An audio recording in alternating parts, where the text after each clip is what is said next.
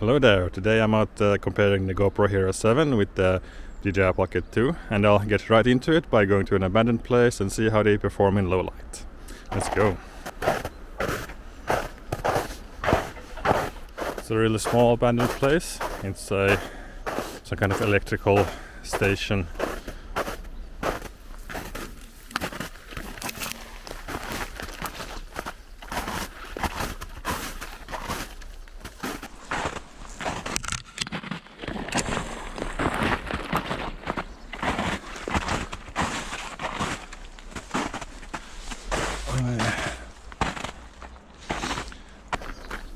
On the GoPro I have the linear angle view, and on the Pocket 2 I use the wide angle adapter.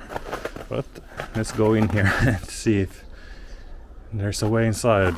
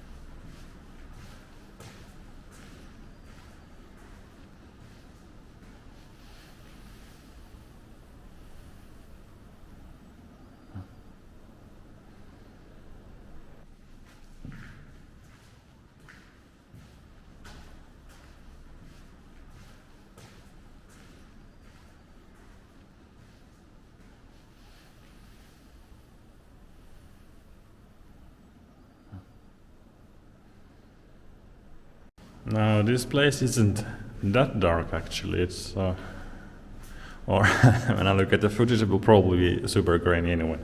Yeah, it actually is quite dark, and it's a bit late in the day also, so there's not so much sunlight left. Of course it's cloudy today, so it's even darker. Now this place isn't that dark actually. It's or when I look at the footage it will probably be super grainy anyway. Yeah. It actually is quite dark, and it's a bit late in the day also, so there's not so much sunlight left. Of course it's cloudy today, so it's even darker.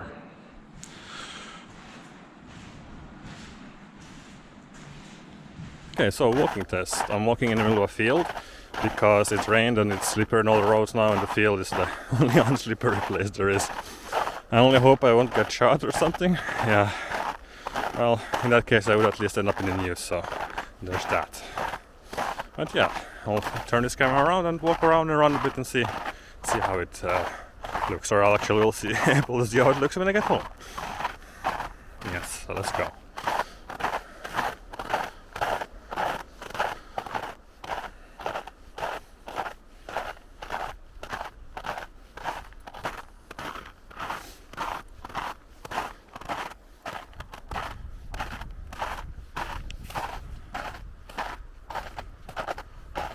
And of course I can do a sound test while I'm at it. So first of all, the GoPro Hero 7 Black, and now the DJI Pocket 2.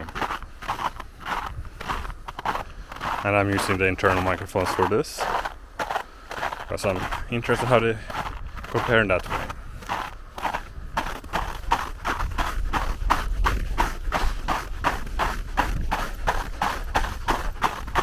Trying to keep them stable.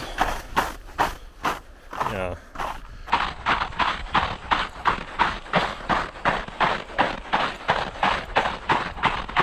Trying to keep them stable. Yeah. And the Pocket 2 is on the FPV mode. Let's change it from FPV to tilt lock, the Pocket 2. Try to keep the horizons level, in the same level on both.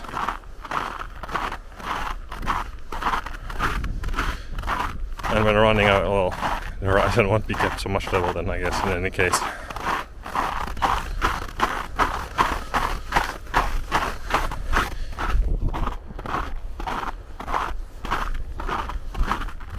Right, so to conclude my short test, well, first of all, I have to say that the Pocket 2 is a way more stable camera, because of course it has the gimbal, so it's going to be more stable that way. But the GoPro 7 is not bad in like normal daylight. It's when you get to low light that the problems start appearing. The software stabilization doesn't actually, it kind of stops working when it gets dark, so you'll have much more shaky footage. One downside with the Pocket 2's gimbal though is that when you move, like side to side, it doesn't follow as quickly as the GoPro 7.